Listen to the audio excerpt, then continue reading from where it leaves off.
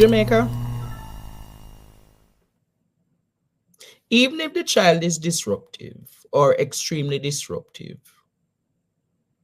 shouldn't the Ministry of Education,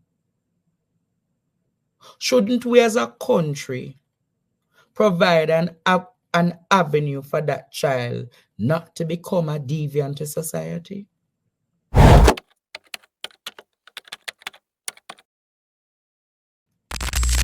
Even if the child is a deviant, even if the child is a troublemaker, that doesn't give us the right to deny the child to be in school. So therefore, if it doesn't deny the child the right to be in school, an alternative educational system should have been set up for that child.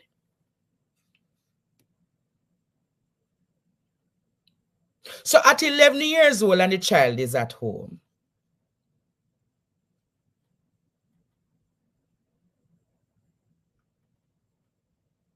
at 11 years old and the child is at home, that child, they home every day till him the pan corner, till him start rub out him hand, till him start do orders for man in the community, till him start get for all off a gun, till him start go rob, thief, shoot, even rape. To becoming a full-fledged criminal by 13, 14. So who really failed that child? We failed that child.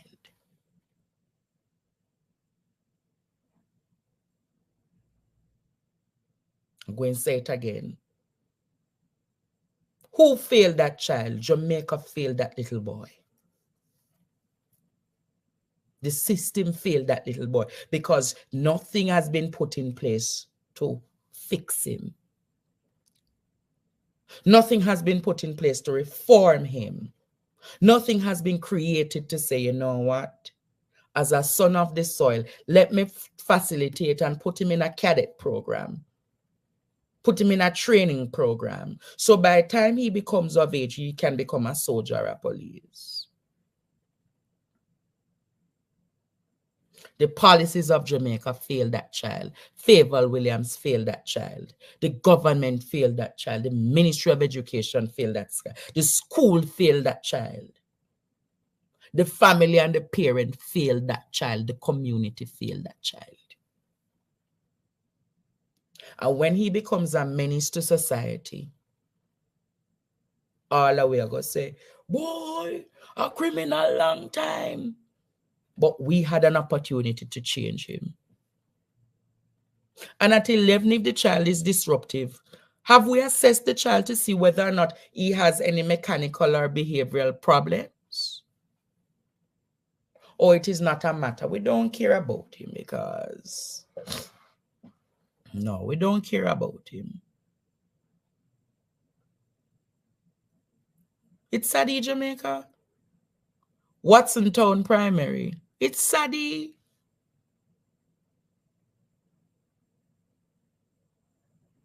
So if we don't even accommodate him for run up and I better we have him a run up and down in this school, you know.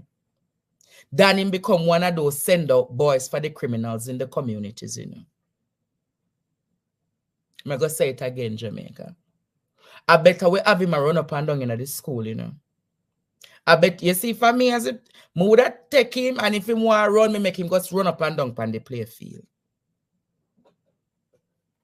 He must tired and want to sleep at daytime, you know.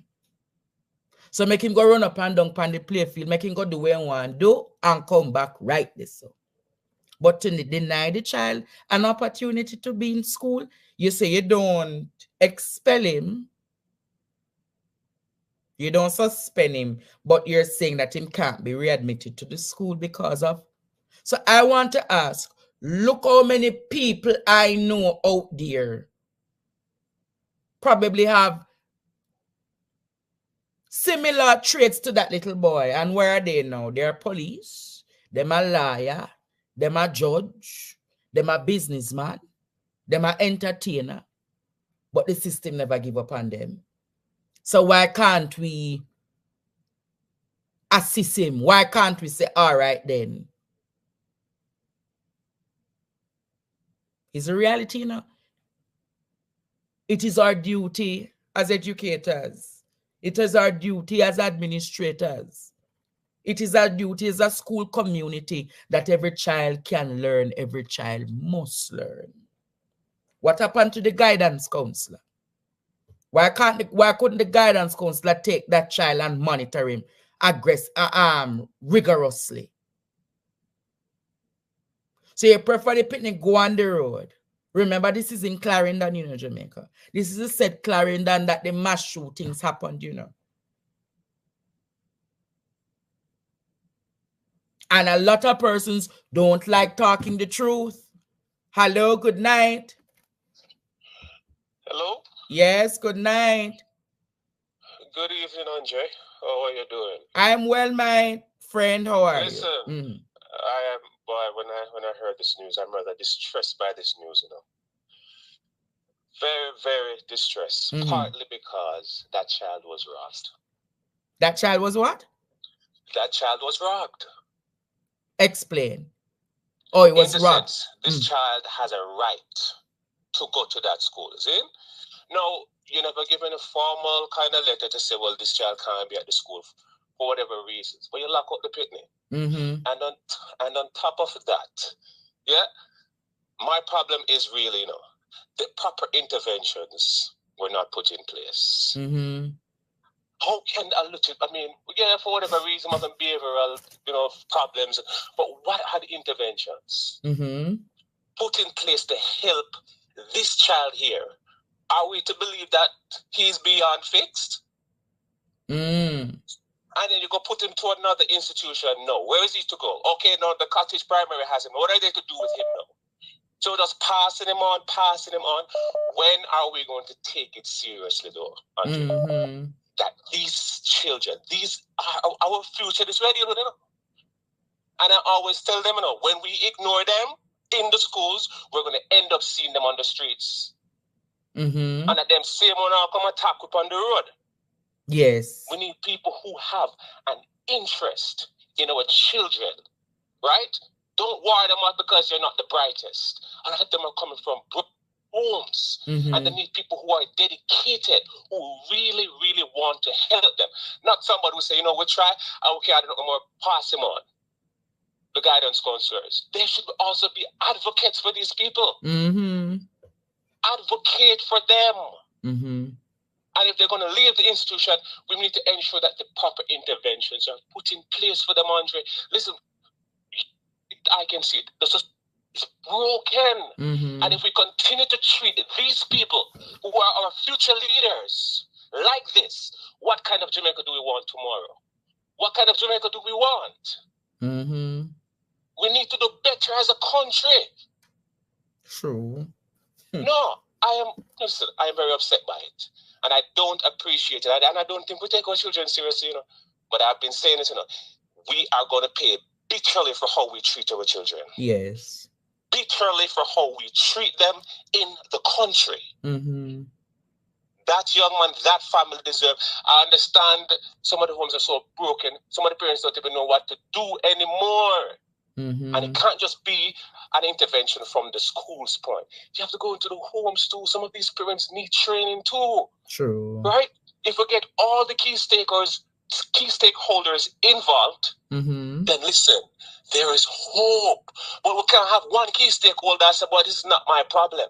Then you have the education officer say, well, we make sure they go to another school. Another school and what? What interventions are there to at least say, okay, then children like these, we try to help them out here. We have these programs set up. You're going to make the child be another school's problem? Come on now. When do we stop and say, okay, let's nip this in the bud? Try to understand where the problem is coming from. We can't just see them for the behavior that's displayed. Yes. The behavior has a genesis. What is the genesis? How can it be addressed? Is it with the home? Is this child traumatized? What is he dealing with? How can we reach him? But no, we don't have the time for that. because this is too much of a problem. We have other things. I find that a lot of these teachers and principals, a lot of them are political interests. They don't really have the interest of the children, you know, who don't want to become JTA president. They want to become MP. They want to become this. It's not about the children, really. It's just for the titles, a lot of them, you know. They don't care about the children. The principals. They're just there in the classroom. A lot of the principals, they don't care. Just wanting to get the check and they have this and just about the numbers, and if you're not performing, then push you over to the other side. And that's why there's a lot of things going on in this education system I don't agree with. You know. But when it comes to children, I have a very, very, very, very, very serious part of my heart for them, you know, because I care about the nation's children. And when I see them being treated like this, I have to cry out. All right. It is a better. Yes. Yes, man. So that's my 2 cents. I had to give you a call. Yeah? All right, my brother. All wow. right. And them dash for the picnic. Don't want the picnic come at this school. Hello, good night. Good night, Andre. Yes. Finally, I'm on your program. How are you, sir? I'm doing well. Good.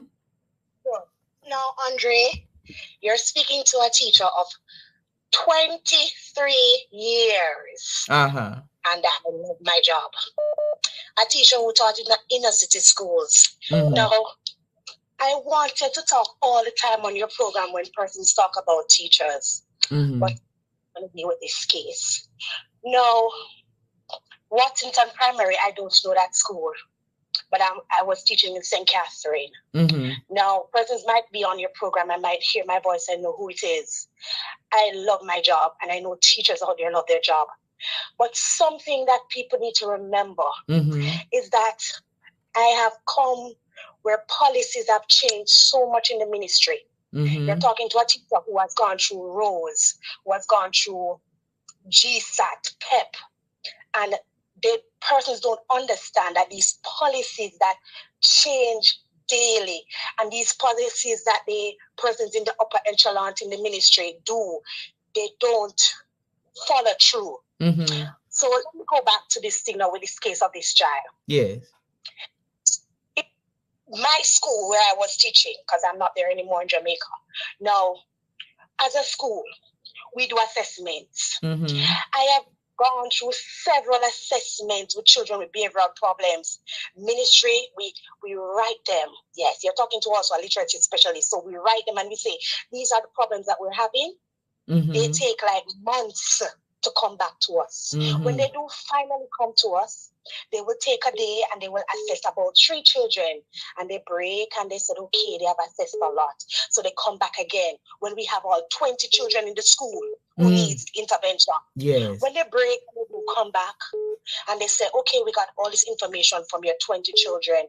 You don't hear back from the ministry. It's the reality. You don't hear back from them. You have called them, you call the psycho unit, you call this unit. Sometimes the numbers don't work.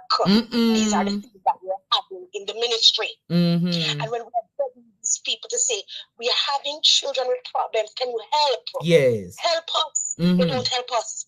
Another thing, as a school, I remember we called parents to say, okay, let's have parent workshop. Yes. I can tell you, I have many workshops with parents. And guess who comes? The parents who we don't need. The parents who are there all the time. So the ones that their children are disrupting the schools, they don't come. Wow. So you need to understand some things that are happening in the schools. When persons are saying teachers don't love their job, teachers love their job. I love my job. Even now, I have children who are lawyers, doctors, who send me happy birthdays on Facebook. Listen to me, Andre. This is not a plaything. The ministry has some things that are really hurting our teachers, and they're not seeing these things. And when persons, we take nation's children as our own. Yes. Sometimes our own children are neglected, Andre. People don't understand that, you know. Do the things that ministry are not following up, we get blamed. You see that minister, that person that was speaking, yes. He's a good man, a heart of gold. And when I tell you, I wrote in the comments a while ago, when I tell you that he has done all he can, he has done all he can. We need to understand what is happening with the child.